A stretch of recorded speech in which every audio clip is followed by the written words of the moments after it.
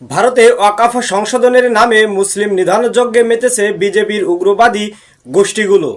৭১ পত্রিকার টপ নিউজের সঙ্গে আছি আমি সাংবাদিক রহমত। ভারতীয় উপমহাদেশে মুসলমানদের ওয়াকাফ সম্পত্তি বা ধর্মীয় প্রতিষ্ঠান যেমন মসজিদে, মাদ্রাসা, গোরস্থানের জমি দখল করে সরকারি, বেসরকারি, রাজনৈতিক এবং ব্যক্তিগত অবকাঠামো গড়ে তুলেছে আরএসএস নিয়ন্ত্রিত বিজেপি সরকার। তারই ধারাবাহিকতায় অবশিষ্ট মুসলিমদের ধর্মীয় সম্পত্তি ও অর্থ লুটপাটের উদ্দেশ্যে মোদী সরকার রাষ্ট্রীয়ভাবে ষড়যন্ত্র করে ওয়াকাফ বিল ২০২৪ সংশোধন করেছে।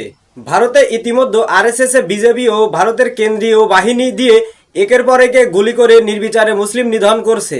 একই সঙ্গে মোদী পালিত সন্ত্রাসীরা ভাঙচুর, আগুন, সন্ত্রাস করে মুসলমানদের উপরও দায় চাপিয়ে দিচ্ছে। এই মুহূর্তে ভারতের রাজ্যে রাজ্যে ওয়াকাফ বিল বাতিলের দাবিতে মুসলিম জাতির সঙ্গে সংহতি প্রকাশ করেছে ভারতের সংখ্যালঘু সহ দেশপ্রেমিক হিন্দুরা।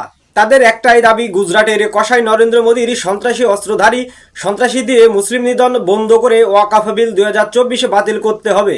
ভারতে মুসলমানদের ধর্মীয় সম্পত্তি দখল করে সংসদ ভবন, বিমানবন্দর, সামরিক ঘাঁটি, ভারতের শীর্ষ ধনী ও ভূমিদস্যু আম্বানির মতো লোকেরাও মুসলমানদের ধর্মীয় সম্পত্তি দখল করে অট্টালিকা গড়েছে। গুজরাটের কসাই সাম্প্রদায়িক, বর্ণবাদী ও উগ্রবাদী নরেন্দ্র মোদীর ষড়যন্ত্রের বিরুদ্ধে গণ আন্দোলনের মাধ্যমে আরএসএস ও বিজেপির সাম্প্রদায়িক উগ্রবাদীদের নিপাত করতে হবে, এমনটাই মনে করে ভারতীয় নাগরিকেরা। সবাইকে ধন্যবাদ জানিয়ে শেষ করছি। আল্লাহ হাফেজ।